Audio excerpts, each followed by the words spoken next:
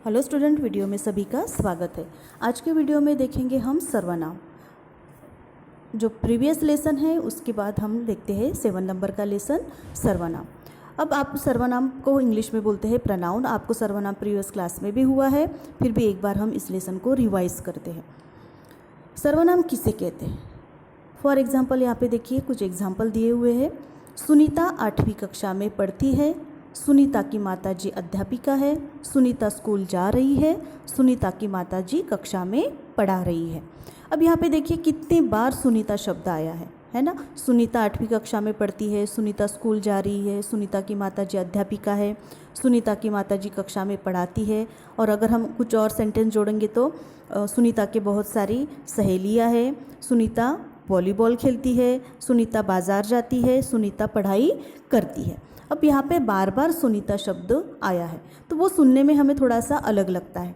तो यहाँ पे कभी कभी हम लोग क्या करते हैं, सुनीता की जगह बार बार उपयोग ना करके सुनीता शब्द का उसके जगह हम सर्वनाम का उपयोग करते हैं। तो संज्ञा के स्थान पर जो प्रयुक्त किए जाने वाले शब्द होते हैं उन्हें सर्वनाम कहते हैं। जैसे कि सुनीता 8वीं कक्षा में पढ़ती है, उसकी माताजी अध्यापिका है, वह स्कूल जा रही है, उसकी माताजी कक्षा में पढ़ा रही है, उसकी बहुत सारी सहेलियां हैं, वह वॉलीबॉल खेलती है, वह बाज़ार जाती है, वह पढ़ाई करती है। तो यहाँ पे सुनीता का उपयोग न करते हुए मैंने उसकी जगह सर्वनामों का उपयोग किया है। जैसे कि उसका, उसकी, उसके, वह, वे, ये सारे सर्वनाम हैं। अब सर्वनाम के जो भेद है वो देखिए, पुरुषवाचक, निश्चयवाचक, अनिश्चयवाचक, प्रश्नवाचक, संबंधवाचक और निजवाचक सर्वनाम। पहला है पुरुषवाचक। अब जो सर्वनाम शब्द बोलने वाले वक्ता, सुनने वाले श्रोता और अन्य जिसके बारे में कुछ कहा जाए उसके लिए प्रयोग होते हैं उन्हें पुरुषवाचक सर्वनाम कहते हैं। उसके आधार पर उसके 3 प्रकार है। पहला है उत्तम पुरुष, दूसरा है मध्यम पुरुष, तीसरा है अन्य पुरुष। अब उत्तम पुरुष इसका मतलब फर्स्ट पर्सन, जो बोलने वाला होता है। जैसे मैं अभी आपके साथ बात कर रही हूँ तो मैं हो गई उत्तम पुरुष। मैं गृह कार्य कर रहा हूँ, हम दोनों भाई हैं, मैं बाज़ार जा रही हूँ, तो ये मैं मेरे लिए आएगा, इसका मतलब ये हो गया उत्तम पुरुष। उसके बाद है उत्तम पुरुष के बाद सेकंड है मध्यम पुरुष। मध्यम पुरुष इसका मतलब सेकंड पर्सन, मेरे सामने जो कोई खड़ा है सेकंड नंबर का पर्सन जिसको मैं बता रही हूँ। जैसे आप अभी सुन रहे हो तो आप हो गए सेकंड पर्सन। जैसे बोलने वाला, सुनने वाले के लिए जिन सर्वनामों का प्रयोग करता है उन्हें मध्यम पुरुष सर्वनाम कहते हैं। फॉर एग्जाम्पल, तू क्या कर रहा है, तुम कौन हो, आप कौन हो, आपको ये सब बातें पढ़नी है, आपको इस लेसन को पढ़ना है। तो ये सारे एग्जाम्पल हैं मध्यम पुरुष सर्वनाम के। तो ये हो गया सेकंड पर्सन मध्यम पुरुष सर्वनाम। उसके बाद है अन्य पुरुष सर्वनाम, जो थर्ड पर्सन, फर्स्ट पर्सन नहीं, सेकंड पर्सन भी नहीं, वो किसी थर्ड पर्सन के लिए यूज़ होता है, उसे अन्य पुरुष सर्वनाम कहते हैं। फॉर एग्जाम्पल, जिन सर्वनामों का प्रयोग श्रोता के अलावा अन्य लोगों के लिए करते हैं उन्हें अन्य पुरुष सर्वनाम कहते हैं। जैसे वह मेरा भाई है, वे मेरे भाई के मित्र हैं, वे हमारे घर में 4 दिन से रह रहे हैं।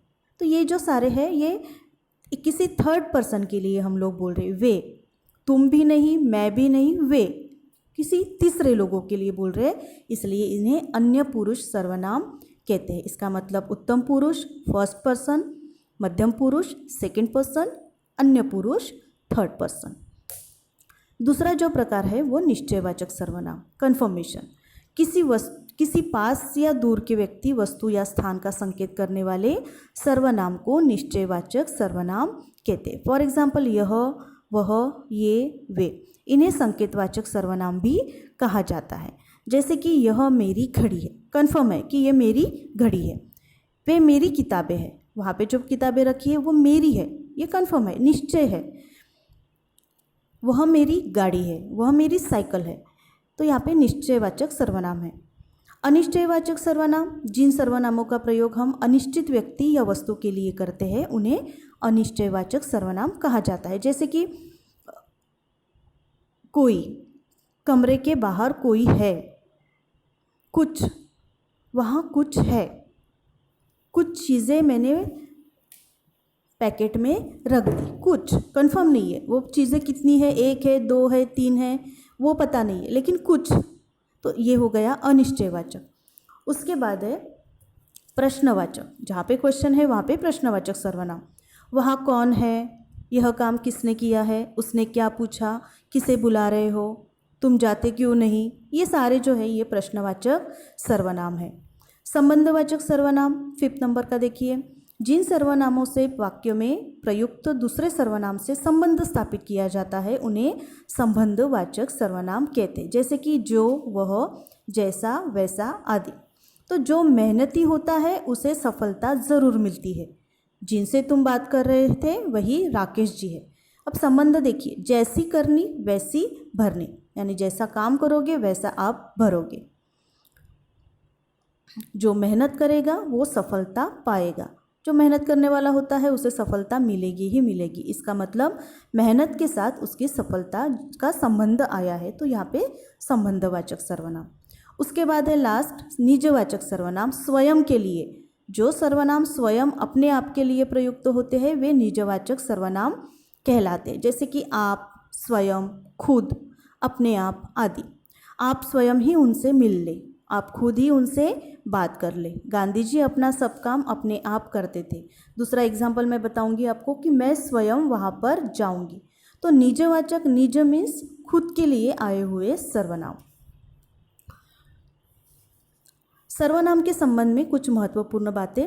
आदर देने के लिए एकवचन पुरुषवाचक रूप का प्रयोग बहुवचन में होता है, जैसे पिताजी दफ्तर गए हैं। अब गए ये शब्द हम लोग अनेक वचन में, बहुवचन में यूज़ करते हैं।